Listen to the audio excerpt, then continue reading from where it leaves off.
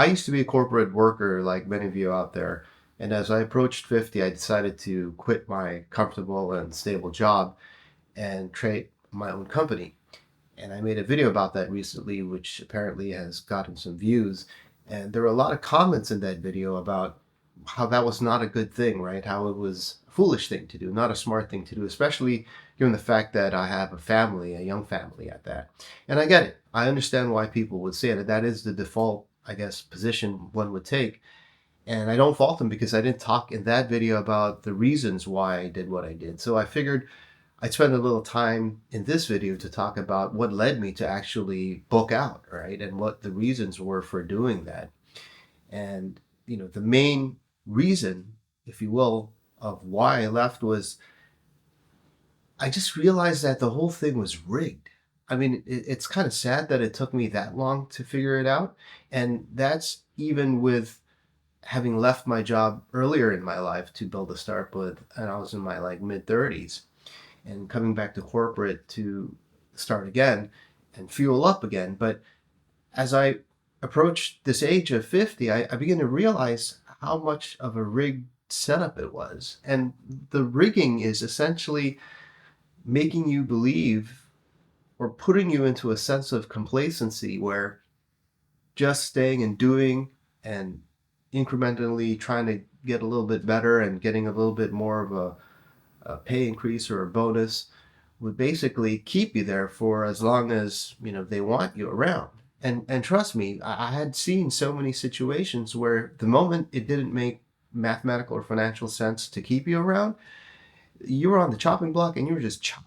I mean, as much as they try to say we're family and we're one happy company with culture and all this stuff, it's all hocus pocus because the bottom line matters, and when they need to, they will fire you. Make no mistake about it. And a lot of people get into this whole like, oh no, but we're all friends at work and they would never do that. No, trust me. They will fire you when they need to. and they'll give you some small little package, but they will fire you. And so what I realized was after a certain point, now I was able to build a decent career. It wasn't like I couldn't get anywhere, right? I worked my way up the ranks and I was able to attain positions at pretty, prestigious companies at the supervisor and managerial and, executive levels, right? Like I held positions as senior vice president and director, blah, blah, blah. And what I realized is once you kind of get up to that level, the path for more, for promotion, is not really based on your abilities anymore. It's actually more based on your ability to do politics ultimately, right? And I that was just not something I wanted to waste the rest of my life on. Was learning how to become a corporate politician, and I would see people who were good at that, people who were good politicians at corporates, knowing how to weave things, how to talk to people, how to do the whole diplomatic thing, befriend people, and all that jazz, right? Skyrocket, right? Shoot up to the top and have even higher positions. But that was just not something I wanted to devote my time and effort in life to. It's just, and I'm not saying like anybody who doesn't do it or who does it rather is bad. It's just not for me, right? It just was not something I wanted to spend my life on. And I'll tell you why. Like I actually put some charts together. I just wanted to show you so you could see what I was seeing and how I ended up doing what I did, right? It was not based on a whim. It was based on actual some information that I had done some research on. So, the first thing I want to show you is this chart over here that talks about our productivity versus age. And if you look at this chart, basically between your mid 40s and up to your early 60s is your peak productivity, meaning like you're generating the most output into the economy as an individual contributor. And essentially that was a point in my life, and I started thinking, it's like, hey, like this is the most productive and effective I will be in my life. And do I really want to project that into corporate politics? Is that what this is all about? And after some thinking through, I decided that it wasn't right. I decided that no, that's not where I want to dump this into. I'd rather dump it into something that means something, something that might change, not necessarily the world, but change some people's lives for the better. I mean, that to me meant a lot more than getting that next promotion into whatever is above where I was already. And so, that was the tripping point. Like that started the rabbit hole, right? I was like, look, I don't know if I want to be doing that. But then, you know, I started looking around, and in a similar chart, this chart talks about how much money you earn, and you earn in a similar age range the most money at that same time. And so when you think about it, what's really going on is that, a lot of people get paid more and more money to stay at that age range because that is when they're the most productive. So there's an alignment. But what you're doing, actually, the output is, at least in the corporate world, more corporate politics. Yeah, you can create programs and do all these things, but that tends to not be the norm, right? The norm tends to be the whole politicking. And a lot of the programs I create, who knows if they actually, corporates are wired in a way to generate revenue and profits, right? Not necessarily to do good, no matter what they say. And so I realized I had this window of time in my life, and I was like, look, how am I going to use this? Is the most powerful me, basically, right? And how am I going to use the most powerful me? Was the centering around why I decided I didn't want to do it, and put it into a corporation, which I had no control of, which essentially was a machinery. The companies, corporates are machines. They are run by people running machines, and the machines are fed by capital, by the investors into the corporation. They're not your family, and that's not where I wanted to devote the best parts of me in my entire life into that place. So that made me think, well, then if I don't want to put it into this company, not like the company, I mean, it was a good company, it was a stable company, they treated people well, and it was all that. And so it was one of those situations where it wasn't like bad enough that I wanted to leave, but at the same time, it wasn't like, because of what I just said, the greatest future as well. Like on my deathbed, if I had just stayed, would I have been fulfilled? I seriously didn't think so. And so it was one of that in between. And that's where it gets dangerous, is when it's not bad enough for you to want to leave, but then it's also not great enough for you to want it to motivate you to actually do things. And you're just like in this meandering middle ground where I think a lot of people are, especially at this age. That's where it gets dangerous, because then these programs that they have with the deferred bonuses, and if you stay this many more years, you'll get that much more money, to just, hold the carrot in front of you to keep staying in the golden handcuffs. That's where it gets dangerous, because those tools that they use becomes really powerful. And you end up just staying and staying. And before the next thing you know, a decade would have whizzed by, right? It'll just, and they'll keep adding stuff that you can collect only in a few years, in 3 years, in 5 years. And so you're there. You're there in a place where it's not so bad that you want to just, it takes you off into like taking something drastic, but it's not good enough that, you're really like motivated to do work and feel fulfilled. So you're just latching onto the carrot that they're dangling and the golden handcuffs that they put on you. And that's not the way I wanted to live life. I just realized I wanted out, right? That's what I mean by the setup was rigged, for at least for me. It was a rigged setup. And the moment I realized, like, hey, this is a rigged setup, I knew I had to get out of it. I knew I had to get out of it. Now, there's more information I want to share with you.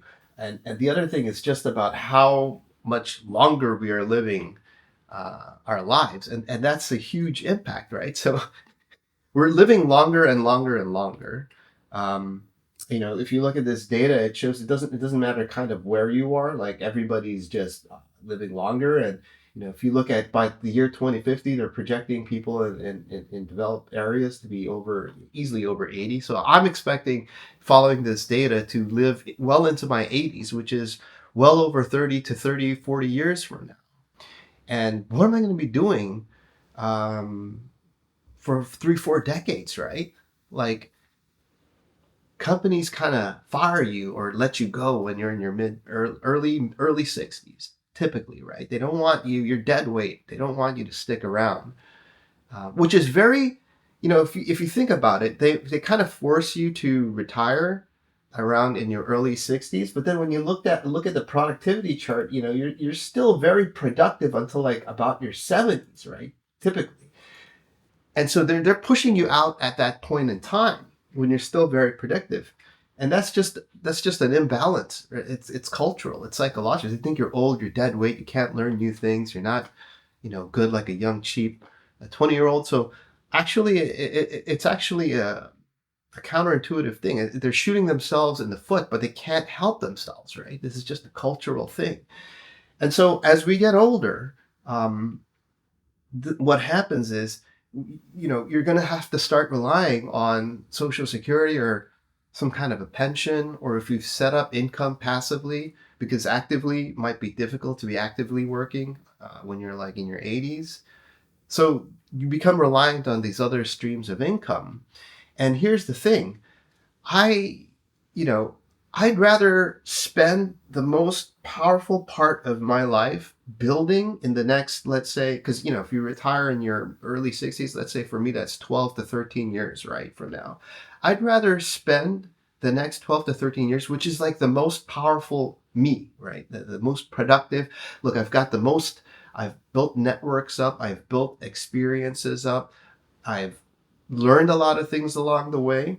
I've matured to the point where I don't take rash decisions. So all these things, that is why when you're at this age between 45 up to 60, you are the most productive. It's because you've accumulated all these things that all come together and boom, you've become the most powerful version of you. And I'd rather deploy that in the next 12, 13 years into building something that I'm super passionate about that can have its own income generation that will last, because I'm not going to fire myself when I'm 60, 63. I'm going to be running this and be motivated to run this and be able to do it until I die, basically, as close to it. That's where I'd rather deploy my powerful me into, right? Not into a corporate that's going to use it for Lord knows what, and then write you some kind of like, check every year, and then tell you to peace out when you're in your early 60s, and give you some kind of a freebie pension, and then that's it, right? You don't talk to them again, right? They'll call you back for some alumni gathering or whatever, but that's it, right? They're not your family, right? So here's the thing. I decided that, look, that's how I'm gonna uh, deploy my abilities, the best of my abilities, into building something in the next 10 to 13 years, and really, really work on it, right? Which is what this thing I'm building, Fofty, is. And so the question then becomes, look, there's this huge retirement crisis that's going to happen, right? Basically, that's the gap of how many more people by 2050, right, are going to be retired.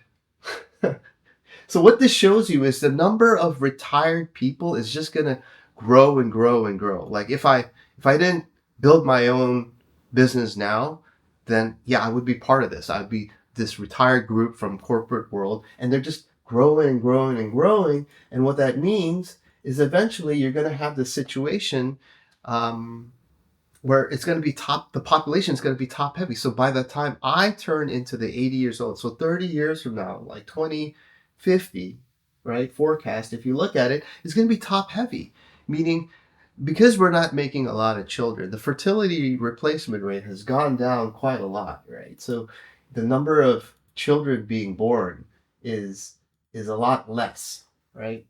It's going down by quite a lot. So we're not making enough babies, especially in the developed world. Yet everybody's living longer and longer. And so what's going to happen is you're going to have this, top heavy population set up where fewer and fewer of the young people are working harder to support these older and older people who just pieced out because they're following the normal pathway.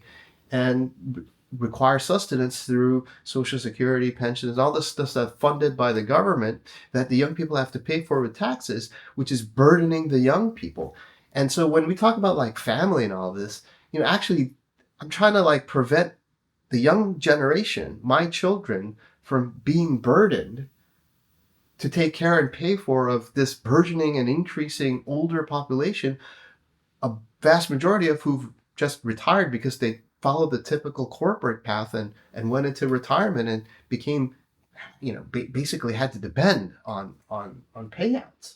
And so that's the other reason is I didn't want, the young generation, especially, my children, to be saddled with that. And I don't want to be part of that equation. The other thing that's also happening in that context is countries are getting broke, right? They have no money to pay for all these increasing elderly folk.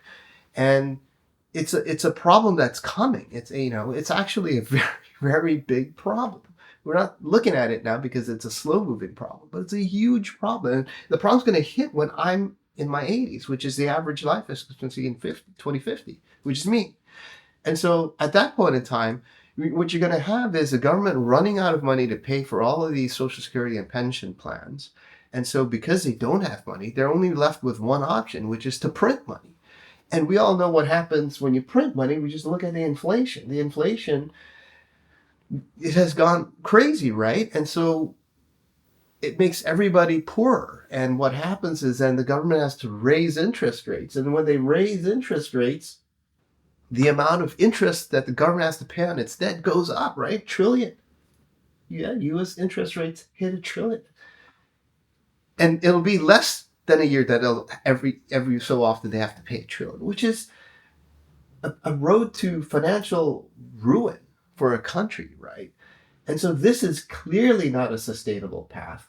We're on a trajectory where in order to fund all the Social Security payouts, because everybody just retired like the peace out way I talked about, then you're going to have to print money, which is the only way you're going to be able to pay and make these handouts, which is going to increase the inflation, which the only way to tackle that is to raise interest rates, which then increases the debt interest payment, therefore making the country go broke. This circular thing that I just described has been going on for decades, right? It's not new.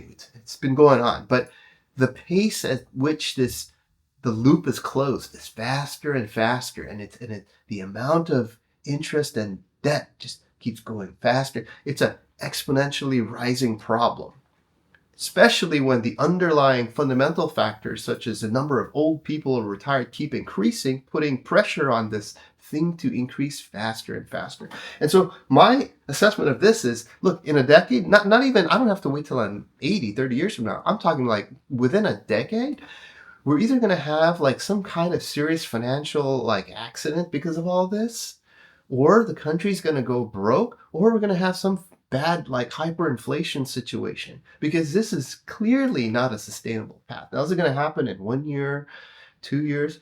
I don't know. Probably not. Is it going to happen within a decade or 2 years? By the time I turn 80, the chances are it's quite probable. And I don't want to be a part of that system.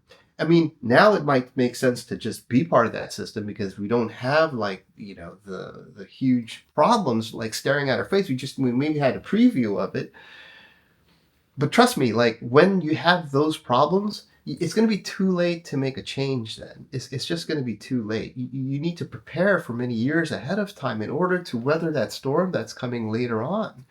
And so that's the other reason why I decided I'm not going to be part of this system. I need to build my own system independent of this system because I don't think this system is actually sustainable. I really don't.